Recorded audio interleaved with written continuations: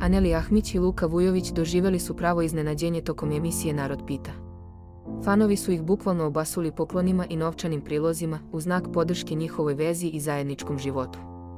Tokom emisije stigle su poruke pune ljubavi i ohrabrenja. Pratioci su im čestitali na useljenju i poručili da im svaki izazov dodatno ojača ljubav.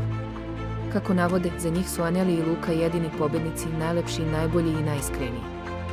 U jednoj od poruka pisalo je da je ovo samo mali znak pažnje i da im žele da sledeće godine uživaju kao prava porodica.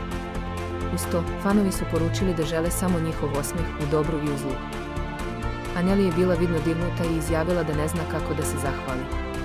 Zahvalila je svima na poklonima i novcu, ističući da joj je nezgodno jer smatra da je to previše. Ipak, naglasila je da će novac iskoristiti za nešto lepo i da je pokušala da ih zamoli da ne preteruju, ali da očigledno fanovi imaju iskrenu potrebu da ih obraduju. Luka nije mogao da sakrije emocije. Zaplakao je dok je govorio o dobroti koju su doživeli. Rekao je da su upoznali divne ljude i da ne zna čime su zaslužili toliku pažnju i podršku.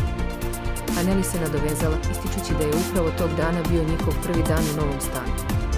Emocije su je savladale dok je govorila kako je povređuje što Luka ponekad izražava sumnju u njihovu budućnost. Želi da veruje u to da će ostati zajedno i da ih ništa neće razdvojiti.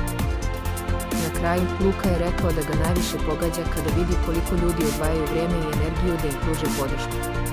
Dirnut je činjenicom da ih neko iskreno voli, a istovremeno se osjeća nemoćno jer ne zna kako da im uzvrati. Podsjetimo, Aneli i Luka započeli su svoju vezu tokom realitija Elite 8. Nedavno su zajedno otputovali u Sarajevo, gdje je Luka imao priliku da upozna Anelinu ćerku Noru. Njihova priča i dalje traje, a očigledno je da podrška publike igra veliku ulogu u njihovom putovanju.